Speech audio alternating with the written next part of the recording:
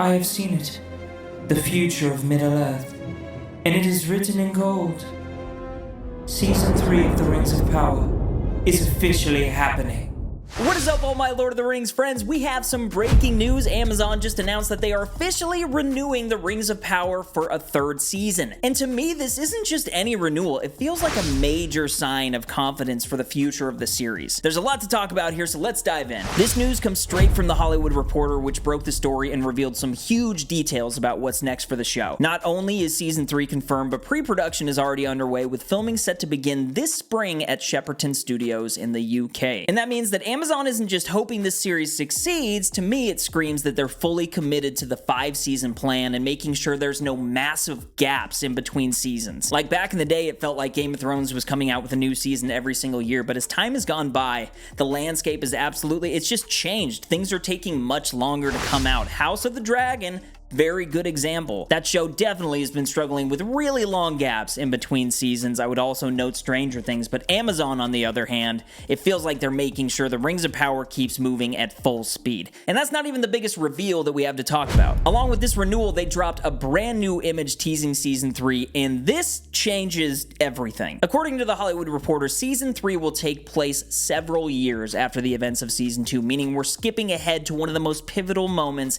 in the Second Age. The War of the Elves and Sauron. And as we went through season 2, a lot of you guys had to shout out to me as I was doing my reactions a lot of this lore, a lot of that deeper stuff, because I'm familiar with the Silmarillion, but I don't know it all. And so I had to look into this, and it really feels like it's just going to be a game changer moving forward. Season 3, 4, and 5, it's going to get wild. Up through season 2, we just watched as Sauron has just been lurking in the shadows, manipulating things as Anatar. But now, by the time we get to season 3, the deception is over. Everybody knows what's up, the rings have already been forged, and Sauron isn't pretending to be anybody's friend anymore. And also, according to this report, this season will show him openly pursuing the One Ring itself. And so it just feels like we're gonna start to get to the place where Sauron is really gonna be revealing his full power. We've already seen quite a bit, but I feel like it's just going to take it to the next level. This is a war that forces the elves into a corner and sets up everything we see later in Lord of the Rings. It's also a direct path to Sauron's rise to power and the eventual alliance between elves and men. And man, the fact that they're jumping right into this, I feel like it tells us one thing.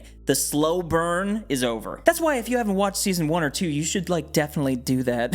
Because I don't want to repeat myself here, but this time jump definitely means that the show's not going to be dragging its feet. You know what I mean? I feel like some fans were worried that the Rings of Power 1 and 2 it was moving too slowly. I could definitely see that argument with season 1. It was a slow burn, but it was a very beautiful one at that. But season 2 definitely ramped things up. And so if that's any indication as to where we're heading, I'm excited. But that brings up a big question. If season 3 is covering the War of the Elves and Sauron, how much further are they willing to go? Could we see Sauron's eventual defeat and capture? Will Numenor's downfall start creeping into the story? I feel like a lot of the Numenor political stuff that's been happening is going to very much be at the forefront of this season, and I don't know. I feel like season 3 would be a good place for all of that to go down.